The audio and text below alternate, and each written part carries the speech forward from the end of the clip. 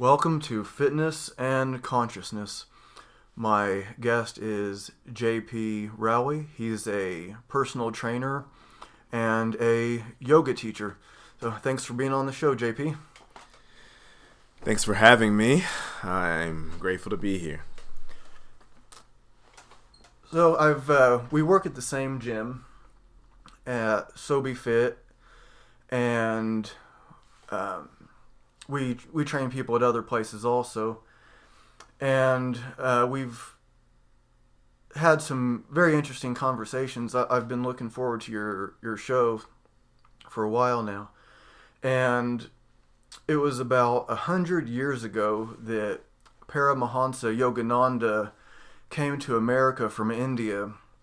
And some of the places he was scheduled to teach, he found out did not allow black people. And so he said, if they're not allowed, then I'm not going either. And so I think some places changed their policies about that. And I'm not sure which ones, if there were any that maybe did not. And so he said, there's no way I'm doing that under those conditions. And so you had white people came, the black people came, Hispanics came, all kinds, quote unquote, of people came to hear what he had to say. And so you fast forward to the present day, and there are 2 black male yoga teachers in Indianapolis, and you're one of them. So can you tell us, why did you get into yoga, and did you, did you have any obstacles along the way, or ever feel like it's not for you, it's for these other kinds, quote unquote, of people? Yeah. Getting right into it today. Yeah. Yeah, that's a really, if I could go outside of myself and look at not only my journey, but the journey of yoga as a spiritual form, an art form, and a way of living. I had no idea that you were going to bring up Yogananda and what he did. Any spiritual leader, of course, there have been many spiritual leaders throughout the history of mankind, and especially coming here to America, that knew that humans are humans, and it is only, it's not even a question to whether, if someone's on a spiritual level or a spiritual field, that they would fight for the rights of all people.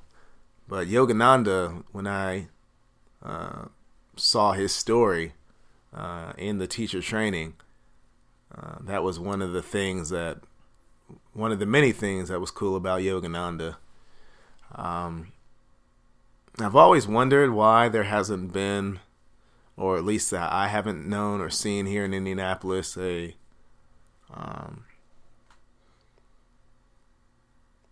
teacher or a model that tries to get African American people not just involved in yoga, but to be teachers of yoga. And there's probably a lot of reasons to why that is the case. But as far as my journey personally is concerned,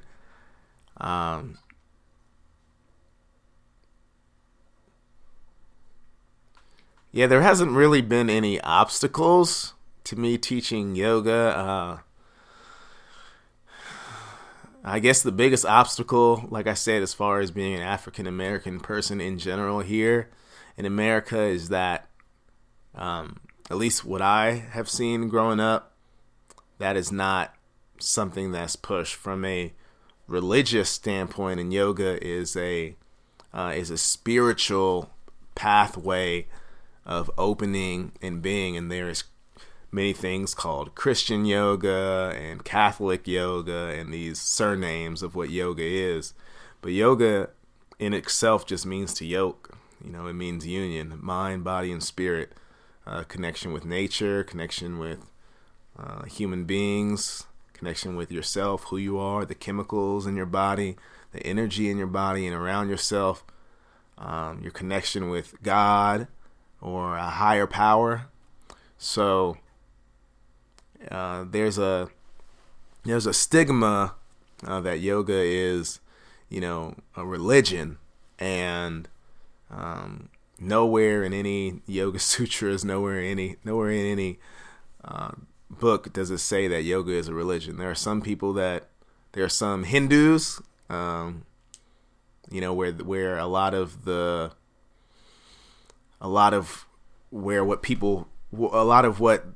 texts say where yoga originated from was from the Hindu religion, and so they say you can't separate yoga and Hinduism.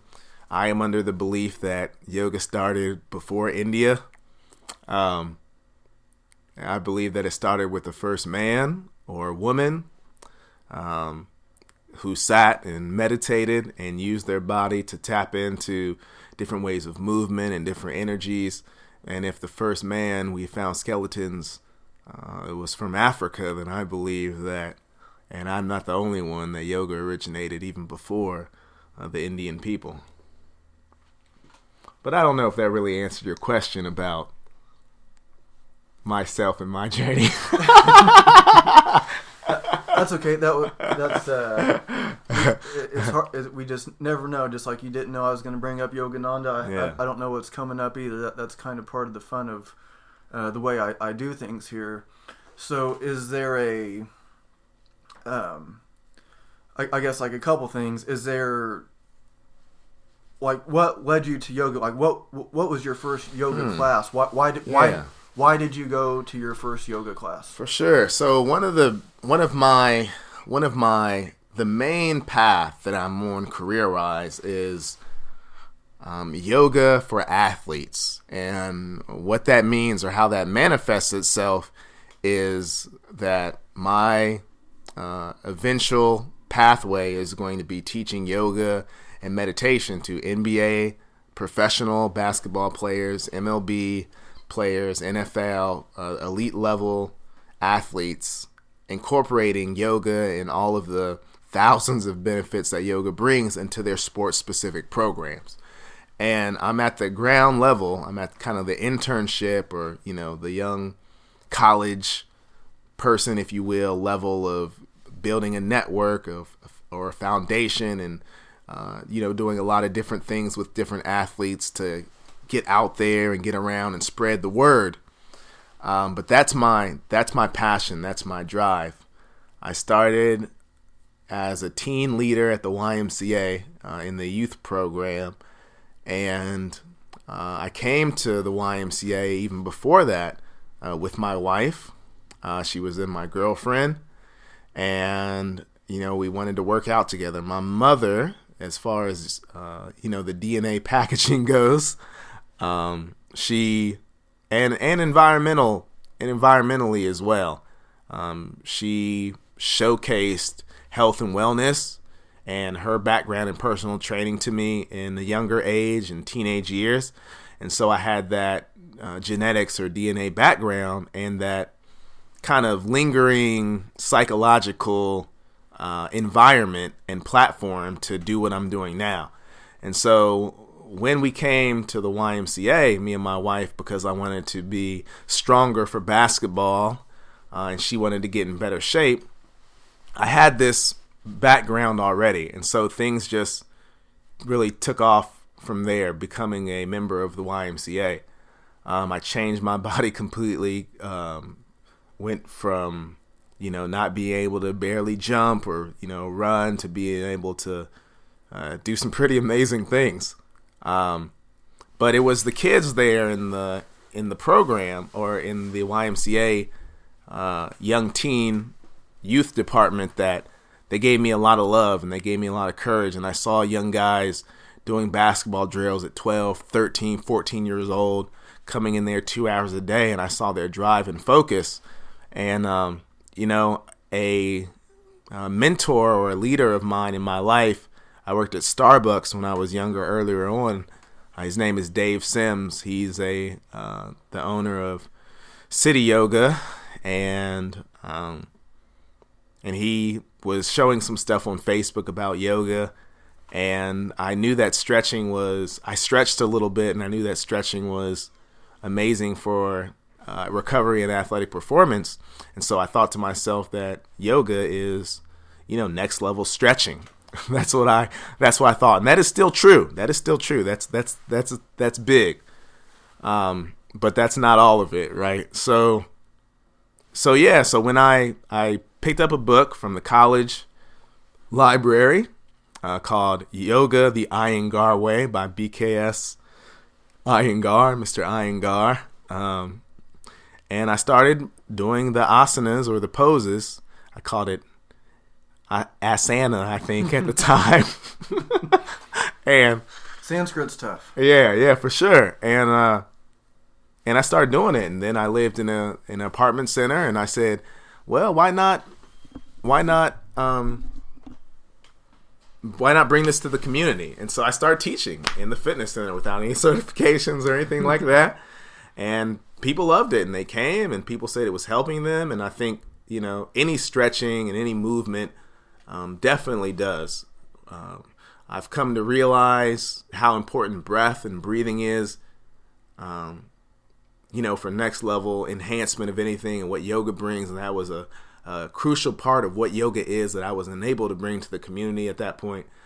But Dave, he saw that, he saw what I was trying to do, I'm pretty sure, with just bringing yoga to the community. And, he reached out, said they had a scholarship program, for people that are, low income or, under the certain limit. And, with my wife's approval, I applied and I got it. And I also think that Dave was trying to have me not hurt people as well in the community. Not really knowing all of the, in-depth teaching methodologies, and especially even the breath, or, there's a way you can overstretch your body, right? Bones don't move a certain way and stuff like that.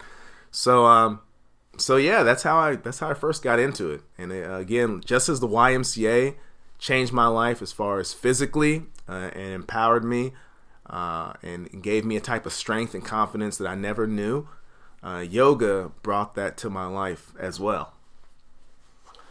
How long ago was that you went into his class, or that you found the book at the library? The book was, I feel like yoga teacher training was maybe 2.5 years ago. So you got right into You got right into the teacher training program, like from when you first. I know you were doing it on your own before, but then you start taking classes, and he's like, "Hey, you can be a teacher." Right? Is that how it went? Or Well, he just saw. I'm pretty sure he just saw what I was doing. Like I don't think, or at least I haven't seen anybody that, they pick up a book of something and then they start teaching in the community, but with just, on that power of their own to say, hey, this is amazing, and I don't care what anybody says, I'm just going to do it. And so I think seeing that agni or that fire or that tapa, seeing that want, I think that's what inspired him to reach out. Yeah, that's really cool. I don't know that you found it that way. So have you had any you were talking about how like you didn't know why it wasn't more popular, like in the black community. I don't know if you like use that word, black community, or for sure, or how you put things. Like race issues aren't really like my thing. Of course, racism is bad and all that, but it's not like I just want this to be all about race. And like when we were talking about before, I was like, do you want me to like bring it up like that or what? And you're like, well, it's like. It's not really a thing, but it's kind of a thing. Yeah, for sure. No, it's it plays a huge part in our society.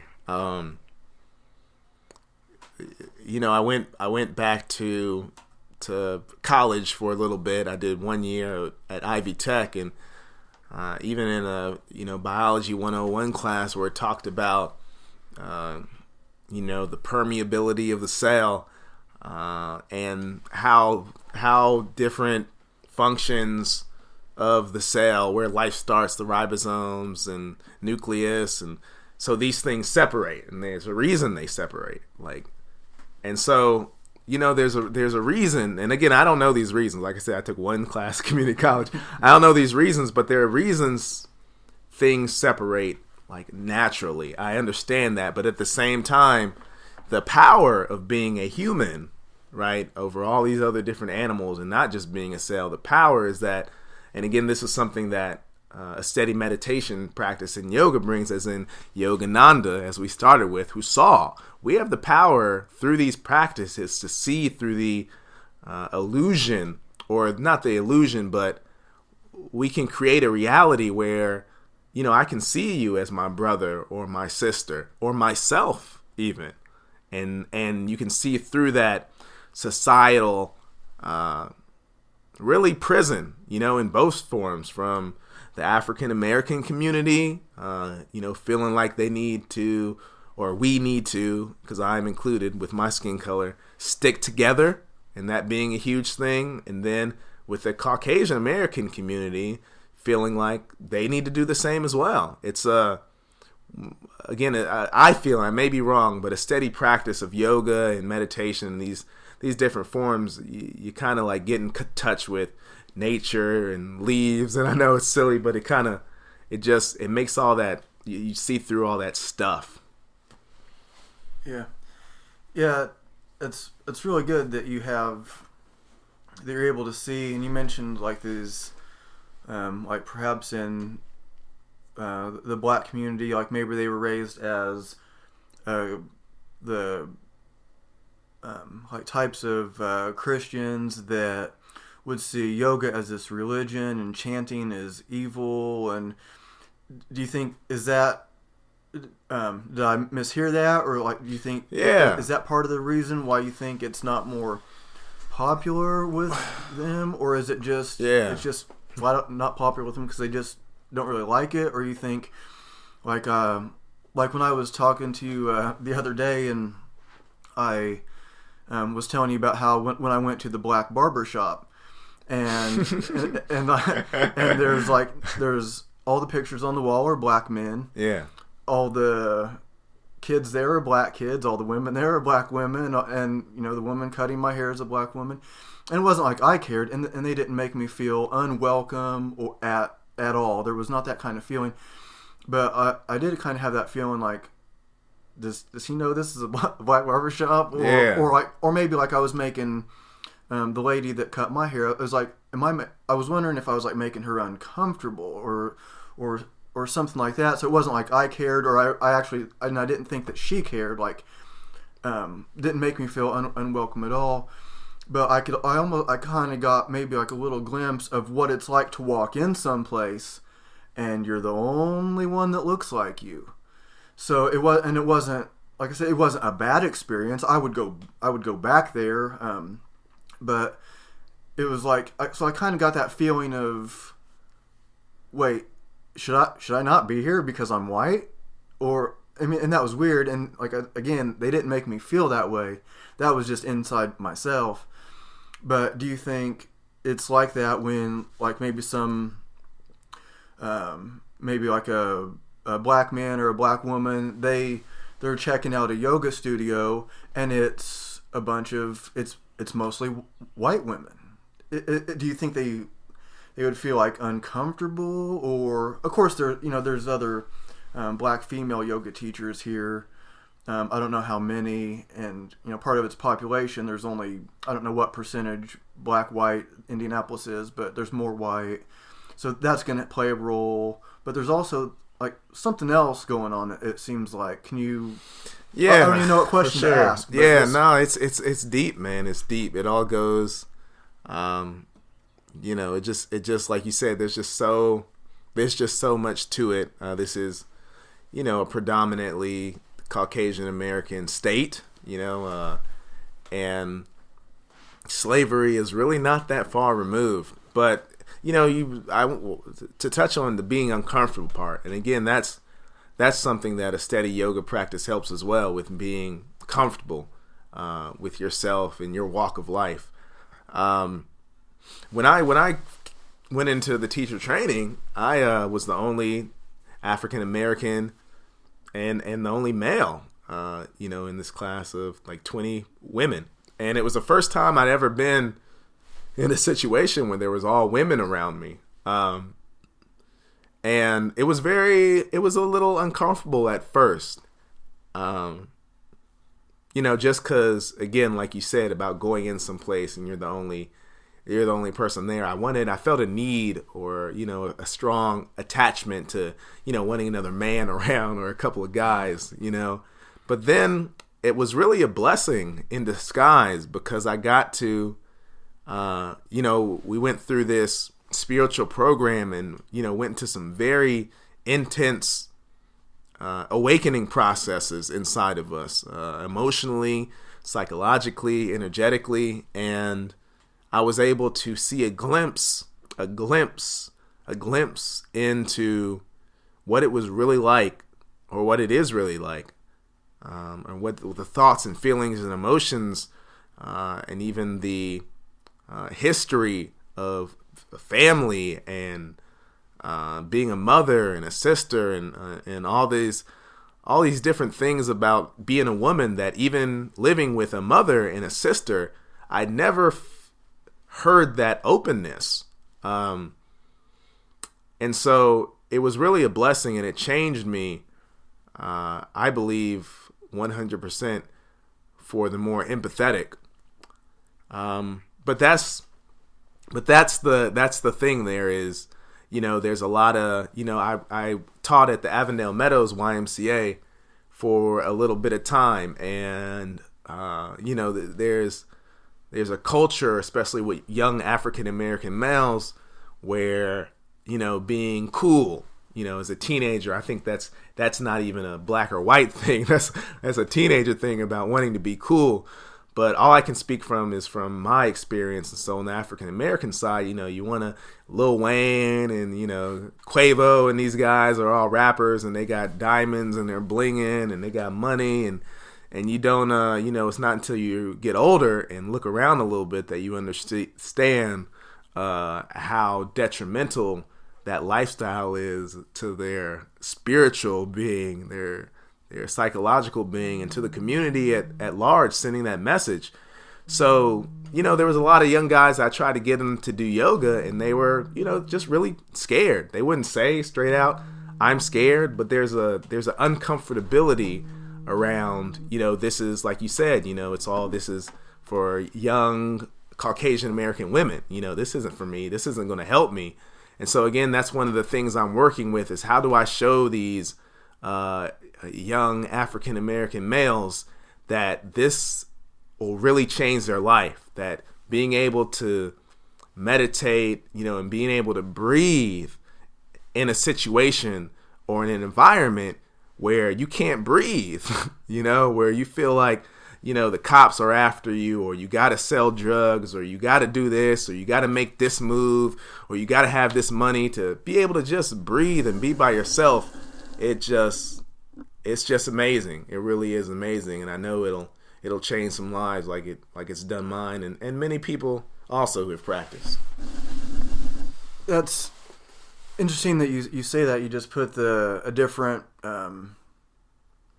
image in my mind about the breathing. And so a lot of what yoga is, I was just talking about it in the show with Dylan just a little bit ago. Yoga is putting yourself in these different positions, and at first you can't breathe very well, and then you can breathe very well, and that is how you're getting better, quote unquote, at yoga, quote unquote.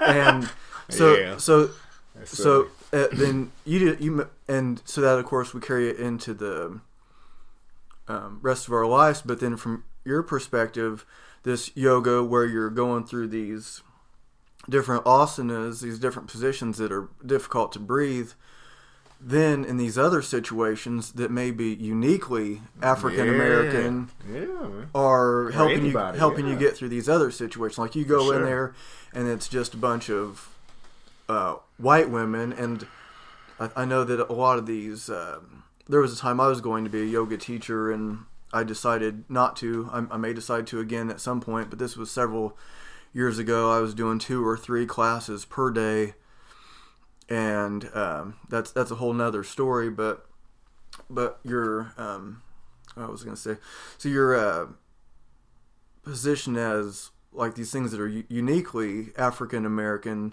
situations through yoga, which doesn't look like it's this African American thing. Like when you peek your head in the door and it's white women, they're usually wearing the yoga pants and the tank top and this thing. So you could see it's like if you're a 20-year-old black man, or you're maybe you're a 40-year-old black woman, but maybe you weigh 300 pounds. Yeah. Oh, that's not for me. That's for skinny people. They don't know, or it may not be apparent that. Yeah, that's for you too. Yeah. It just happens to be. This is what's popular here at the moment, and so the younger. How old are you? I'm 31 years old.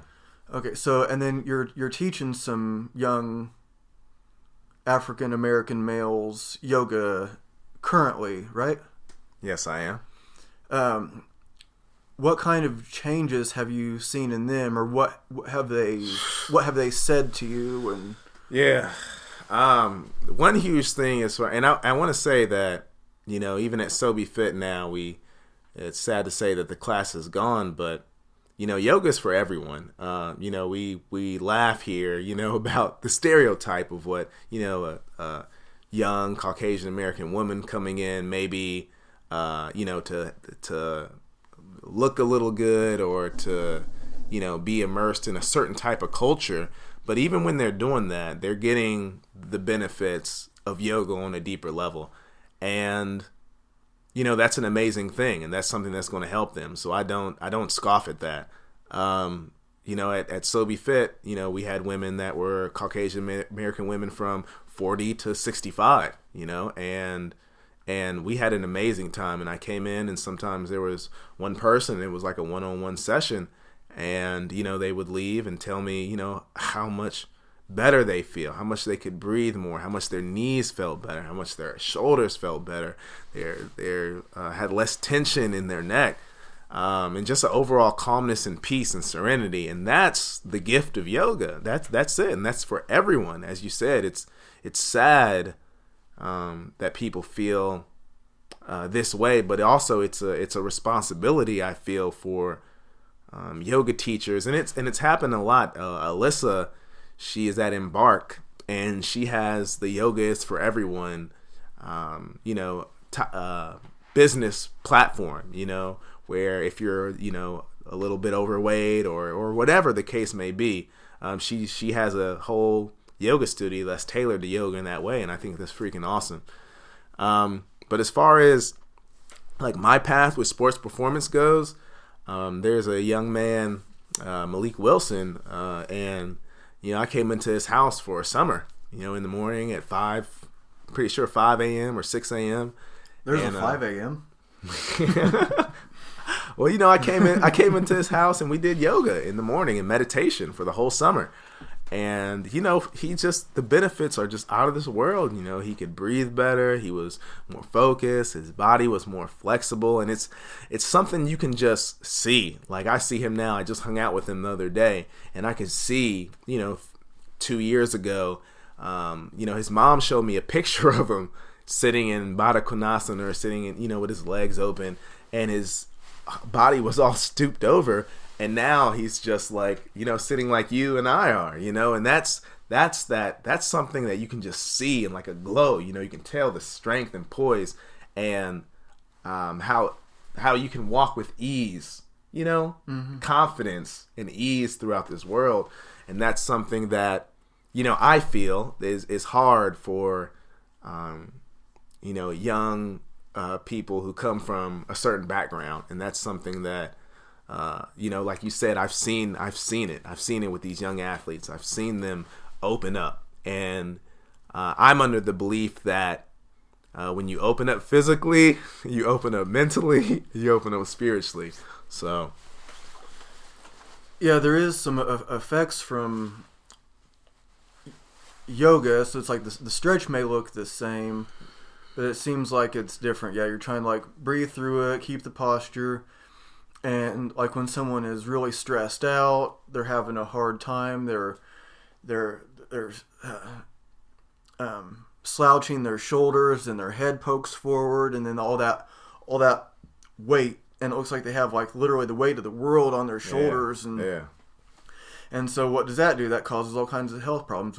If you don't have good posture, then you don't have good breathing. If you don't have good breathing, then you don't have good like circulation and gas exchange. And so then I think there's a lot of things that are like really hard to explain, but then when you can see it in someone that they keep coming to yoga class, and it's like, why is it helping them like emotionally just by like straightening out their posture? It's crazy.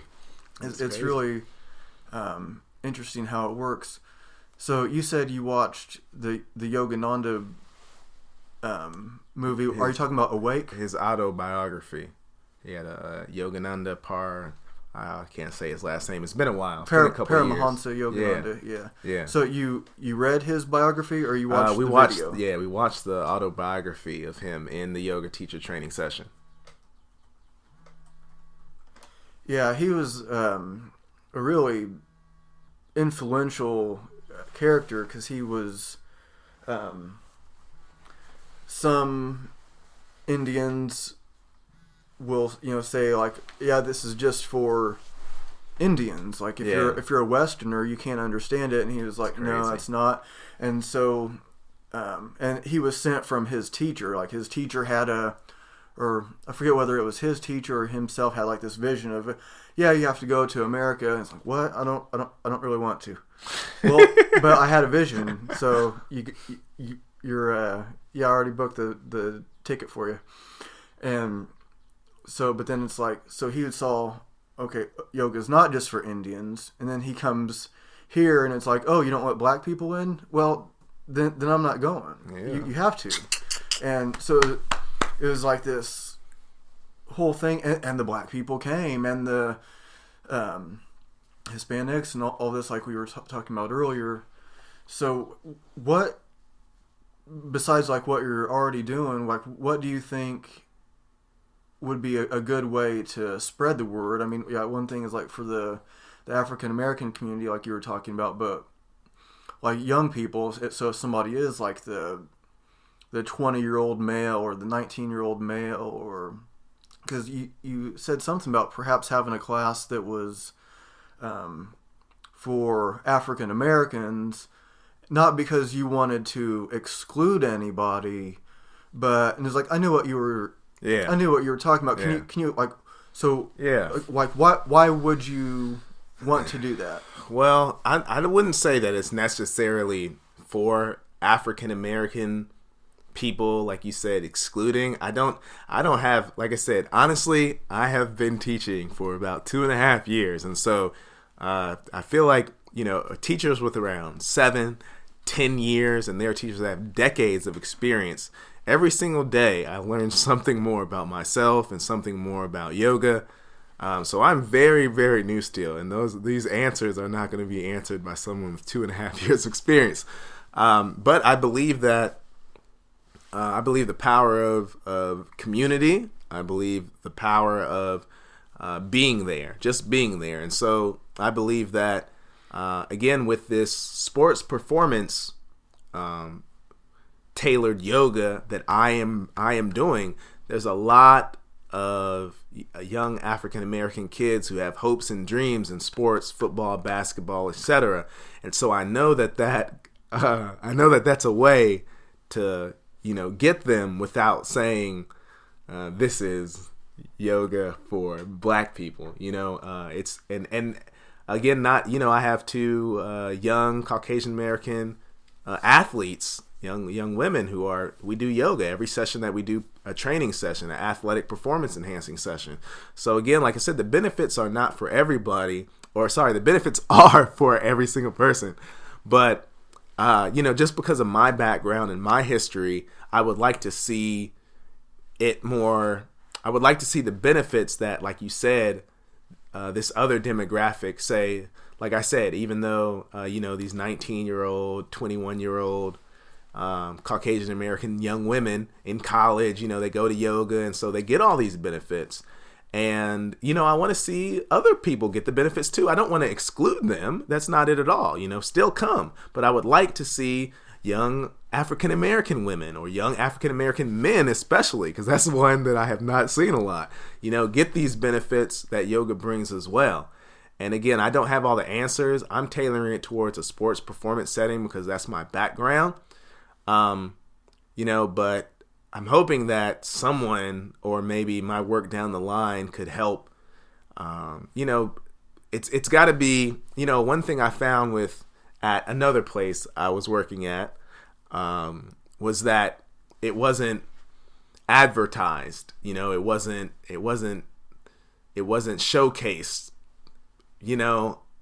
And that's where, that's my work, is I'm trying to build something that I can be a person to be able to market and showcase, and not have to wait for someone else to do it that may not have the time commitment, because they have so much else going on, to be able to do that. So, like I said, there's a lot of factors into why I haven't. And again, like I said, this is a huge city. I say that Charles Crenshaw, the gentleman that I met, he has a book called God, Grace, and Guru.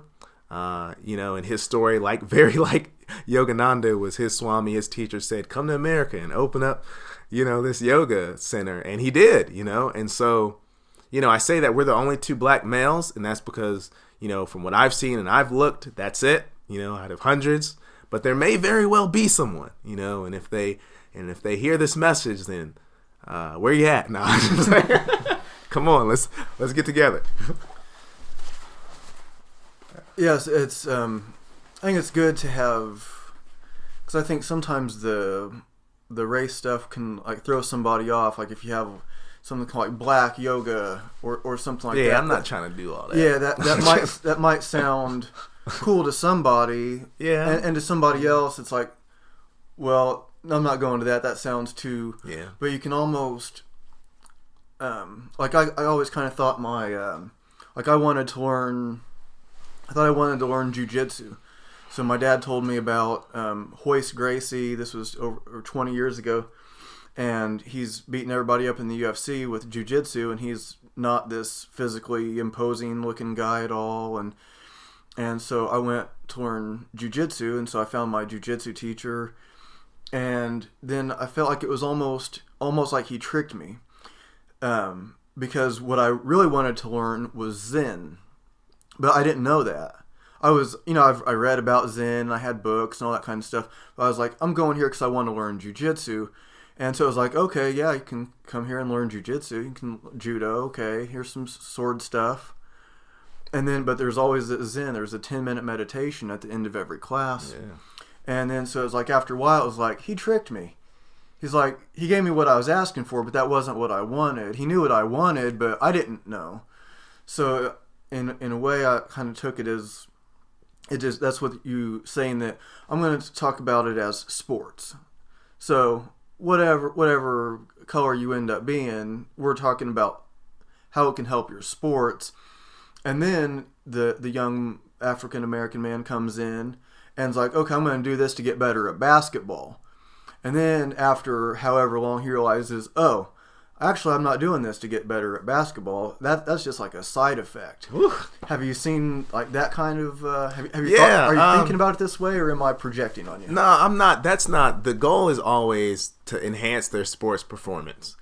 100%. There's no hidden There's no like, I really want to get them to meditate, or I really want them to I don't know, well, like, get them to meditate, which is something huge for me, meditation.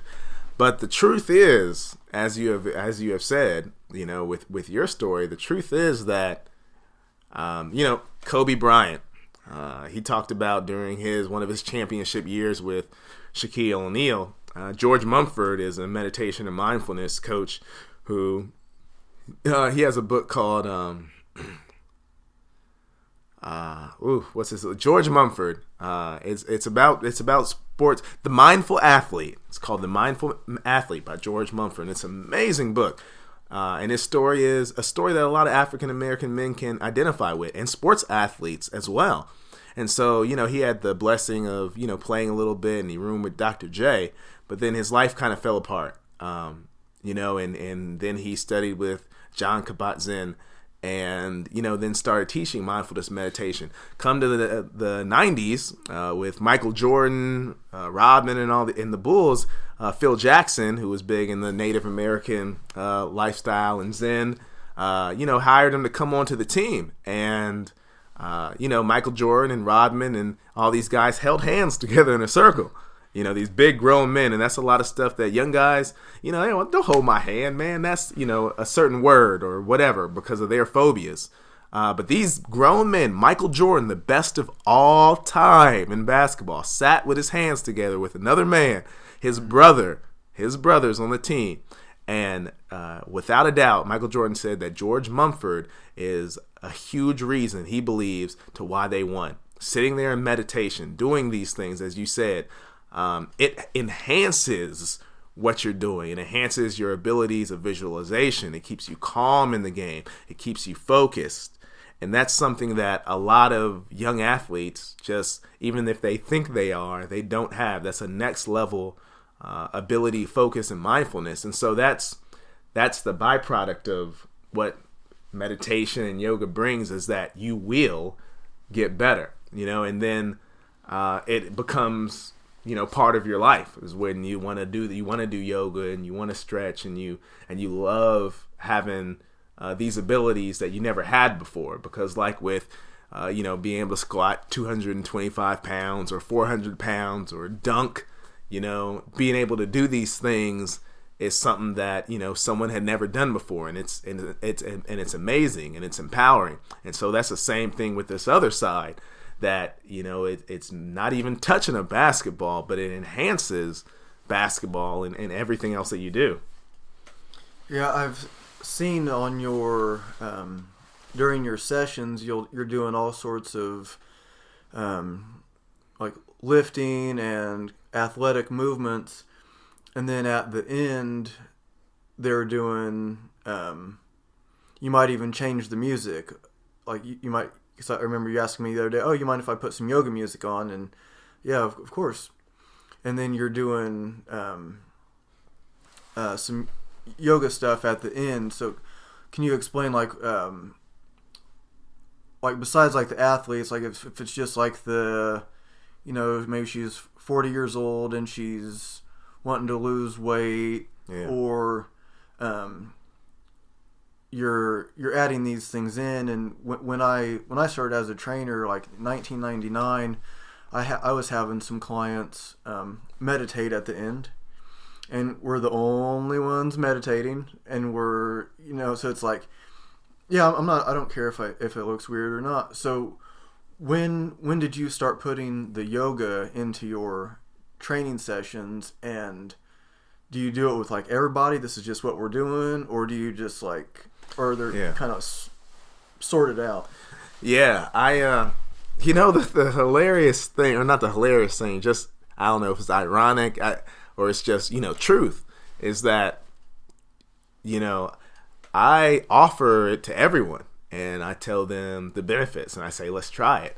And then we do, and every single person loves it. Every single person loves it. It doesn't matter what the age. Like you said, if you're a 16, 15-year-old athlete, if you're a 65-year-old woman who's exercising to stay in shape, to stay healthy, to stay strong in your years, everyone just loves it. It's that perfect peace. I always say it's that perfect peace to exercising. It's that perfect. It's the yin and yang to when we work out, right? We're at a high vibrational frequency. We're moving. It's like if you think about chemicals speeding up, these frequencies speeding up really fast, right? Speeding up. A lot of tightness and a lot of inflammation happens during exercising, or even as mindfully as we can, there's still just that piece that happens. Where adenosine triphosphate, where all these chemical reactions are happening, and this energy is burning. It's just burning. And so, I found that with everyone and in myself in my own body, that when I can stop, stretch all these concentric movements that I've always been doing, when I could stop and elongate my muscles, I send oxygen, I send carbon, I send all these, I send all these precious elements that come through with breathing.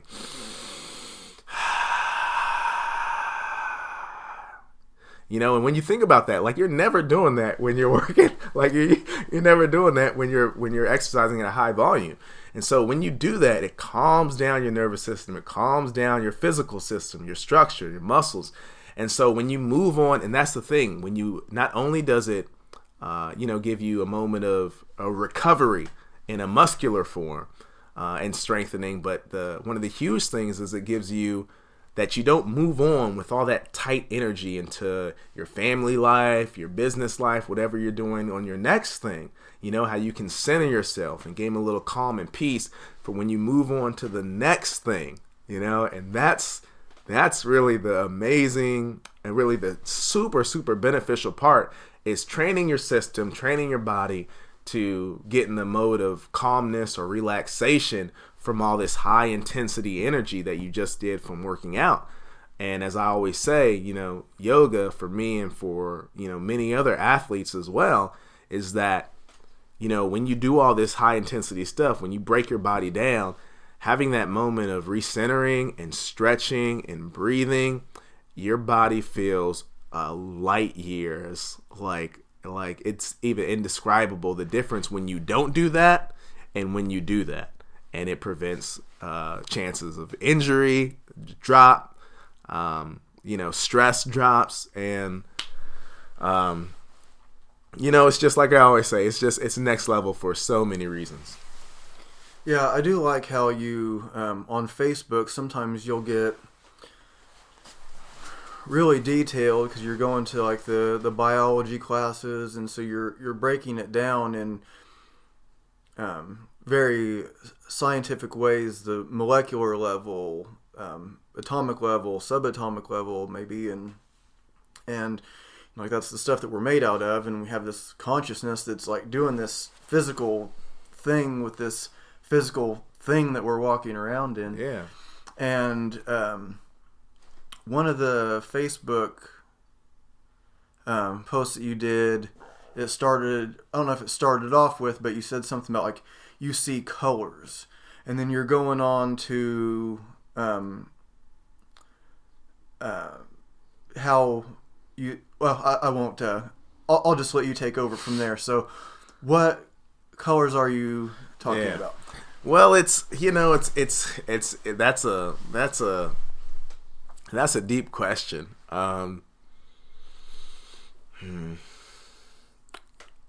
There's these, I believe that there's just these different states. Visualization, I just want to say that, I'm under the belief, so visualization is this thing that's used for sports performance. They call it visualization, visualizing your goals, visualizing. Russell Wilson talked about the reset button. If you go online, you look up the reset button with Russell Wilson, and it's this huge, piece that he wrote when he won the Super Bowl. And it talked about how he met with a sports psychologist, and they went through this moment to moment for a whole year, this reset button. And he imagined this reset button going into like how it felt, imagining the color and every time, and then breathing, sinking his breath into that, hitting the button.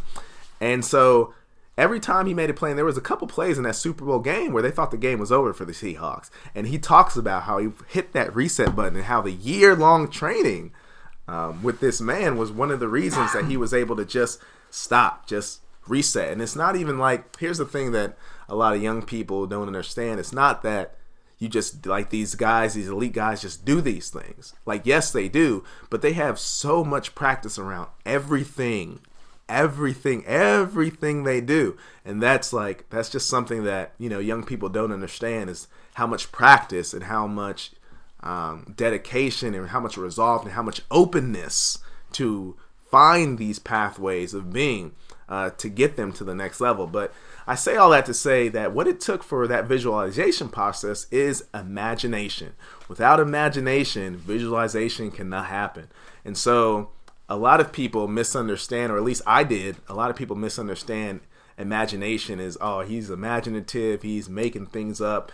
And, at some level, that's true. But then also, like, what is visualization but imagining and coming up with things, So there's a fine line. And so I don't want to say that this is reality. I don't want to say that. All I can say is that for me, I'm able to now, when I'm in, and this has been a while, right? This has been a while. But there were moments in my journey where I'm in a state of, joy, peace, harmony, and I can see different vibrational colors. It appears. And so I can't tell you that, that's not just me imagining these colors on people. I can't say that that's not reality, but I feel that it's something a little deeper than that, but I can't say for sure on that. So what does it look like? So if you're, if I understood you correctly, sometimes you'll look at somebody and you'll see their aura, but it's not like you're seeing everybody's aura all the time. For sure, yeah, for sure. And so that sounds crazy. I know, sounds crazy. It doesn't sound crazy to me, and I think a lot of the people that will be attracted to this show it's not going to sound crazy to them either. It sounds intriguing if they can either see it too, and so you're validating their experience. Yet you're not the only one that sees auras. Yeah, it's pretty strange, and there's books I've read several of them on like how to see auras. Like maybe you'll put your hand up against a white wall, and then you'll just try to like see the outsides, and then you kind of like focus more, and or you can have a partner. Maybe your partner will stand like naked against the white wall and just kind of like look, and you're kind of like looking with like soft focus around the outside. And I went. It's been a few years ago. I went with my girlfriend at the time to get our aura pictures taken. Oh. And she went first, and she gets in front of the camera, and I'm looking at it's like a video kind of. It's and hers is like green and yellow, and it's flowing. It doesn't stay the same for 1 second. Man. And like you put your fingers on this on these sensors, and then they take a picture. So it's like a snapshot. But that was just like for that second. That's what it looked like. Sure, yeah. If it would have been a second before or a second later, it would have been different. And what I thought was most interesting was the way that it flowed. Then and she was a yoga teacher, and so I go in front of the camera, and it was just intense red. Like it said intense red was the description. and we were talking about it afterwards. And I told her like, oh yeah, yours was like flowing and it was all different. And I was like, was mine doing that? And she's like, no, you got in front of it and it was red. And it was, I wasn't like mad or anything like that. And I was like, well, that's interesting. So then we get this printout that's like 25 pages talking about chakras and different things. But mine was just page 1, intense red. what does this mean for this? Page 2, intense red. What does it mean for this? Yeah. Where hers was, like yellows and greens, it means this and this. So when you're looking at somebody and you see these colors, what does it look like to you? Because I don't know that it said like you get your aura picture taken, but I'm not convinced that was truly an aura picture. It was maybe, but yeah. So what's it look like to you? Because that's for sure. Yeah, no, and it's funny. It makes sense from a chakra, as you're saying, chakra perspective. Red is that Muladhara chakra. That grounding and that rootedness of like who you are. Not even in a family sense, in an energetic sense, but in a environmental standpoint. And so like even you here being at White Pine, and being about Zen and being a more natural man, you know what I'm saying, or a natural person, like that rootedness, knowing like who you are in the span of humanity, and your past experiences, that Muladhara, that red, that makes sense. That's crazy. But nah, man, like, again, science, for me, I do a lot of study in psychology, and, I just read a book by Stuart Firestein called Ignorance, and it was about, learning about things that you don't know. And he said, as a scientist, what science is that people don't understand is, it's about, he says, science is like looking for a black cat in a all dark room, so it's like, and sometimes the cat isn't there, and it's like, dang, man, it's like, that's like, it kind of like, it's like, it sucks, but at the same time, it's like, yeah, it's like, he's like, to be a scientist, and what I think is just a curious person is, when you have a love of something, like, yoga is not, I have these goals, financial goals, or, dreams of, making the NBA, making it to be able to teach an NBA player and MLB player and all of that. But I'm living my dream right now. I'm connecting with the people I want to connect with. I got enough money to, support my family. I'm good. Like, I'm okay. And not even am I just good or okay. Like, there's a lot of times where my life is filled with joy and peace and centeredness and calm. And that's for a person like me, and I don't think I'm alone, that's hard to come by, So, but as far as, like looking at colors, what I'm getting with the scientist and Stuart Firestein is vibration. It was amazing to me. I got in yoga teacher training first, and they talked about vibration. Vibration. It's all vibration. And what does that mean? And so, going into, a basic biology 101 class, where they talked about, the chemicals of, all these things, adenine, just basic stuff, that's not so basic, but they call it basic stuff, is that at the end of it, it's all vibration. And I'm like, what? It has nothing to do with yoga, yet, like, you can, like, even looking here at the screen, like how you measure stuff with electrocephalograms and magnetic resonating images, like it's all vibration. That just blows my mind, And so what I want to say is that it's really, I can't describe it. I see hues and tones, but it's a vibration. It's a powerful, like, even like now, like when I'm, like, you talked about being in the flow. Like that's what basketball, Michael Jordan, Kobe Bryant, we score 81, they talk about being in the flow, right? And the flow can happen not just in sports, but the flow can happen in many places at many times of the day, depending on who you're with, how you're connecting. And so, like, it's a vibration more than anything. Yeah, you can, I think it's something that can be, like, improved and worked on. So if, like, you already have it and, like, you weren't expecting it, and then you're looking at somebody like, and you're seeing something that you haven't seen before, and so then, like, maybe, like, so you think awesome, you get this, like, from your, like, from the practicing the meditation and the yoga, then you're able to pick up on these other frequencies. Do you, like, does it make you want to, like, see the auras more, or what's nah, like like I said, yoga, at least for me, what yoga brings is a lot of at the end of the day, yoga is about the guru inside of you, listening to the guru inside of you, and finding out what that means. Finding out what that means about being at peace, and being at peace with what reality is, and that's always a driving force of like what is reality, because reality can change. There's people that, right, you see them on the street and you talk to them, and they may be a little older, they may not, and they say, well, my knee is never going to be able to bend down and do that. And then, if you were to work with them, and then their knee bends and it's able to do that, and then their reality shifts, right? And all of a sudden they could do something they never thought they could do in their life.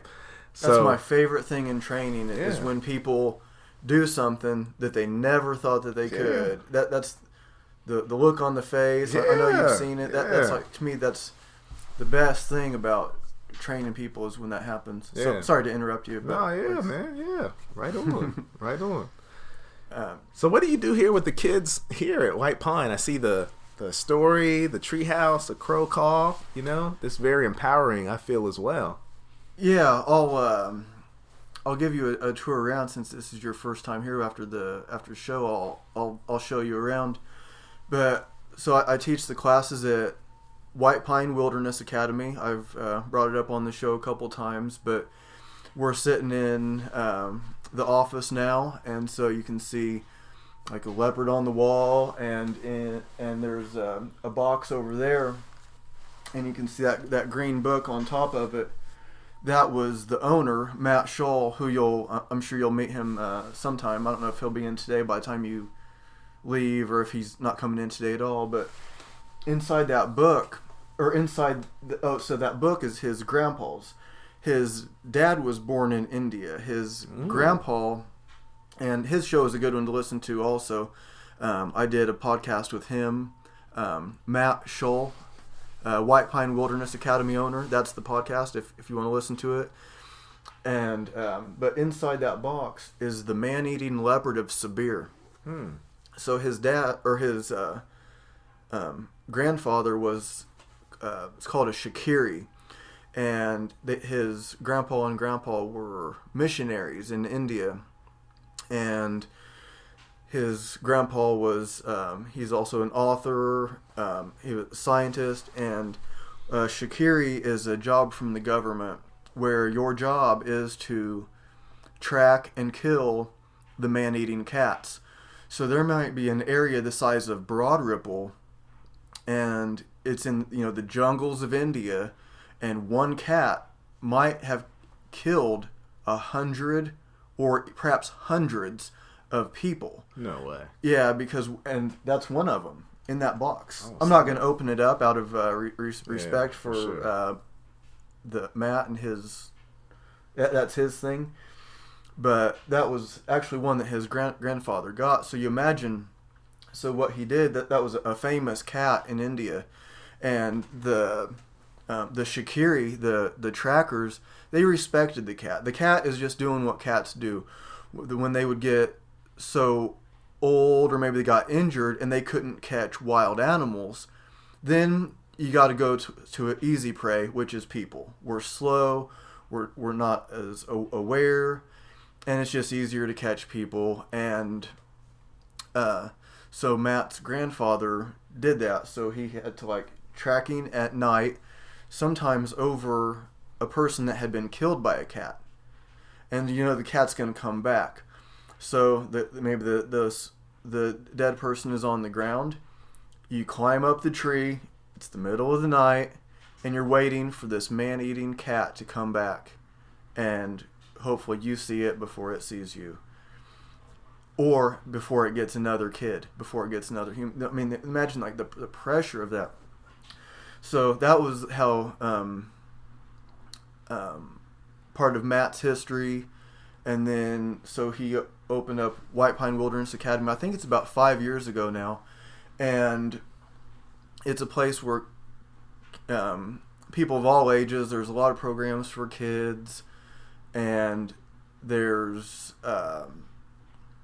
storytelling is a big thing, and kids will they learn how to make fire by friction. They learn how to make bows and arrows, and there's all sorts of programs. They learn about plants, edible plants, and they learn.